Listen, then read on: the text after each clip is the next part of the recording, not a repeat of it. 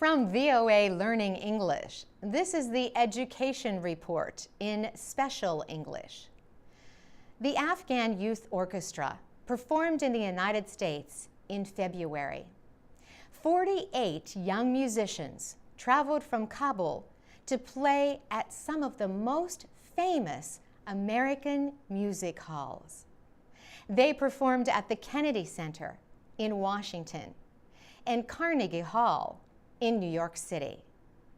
The last stop was Boston, Massachusetts, where they performed at the New England Conservatory of Music.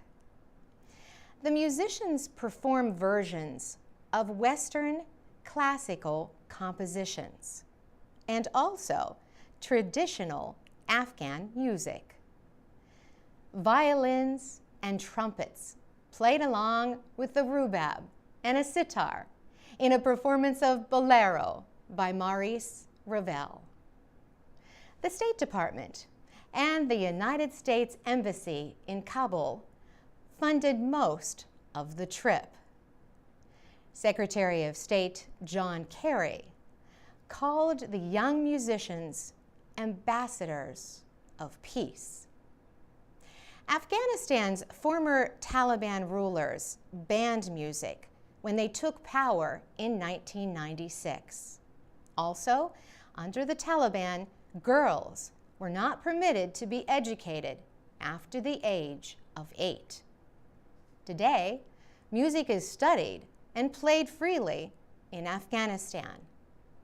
The musicians in the orchestra are male and female, and between the ages of 10 and 22. Most are orphans or were homeless. Ahmad Sarmast started the orchestra. A few years ago, he founded the Afghanistan National Institute of Music in Kabul.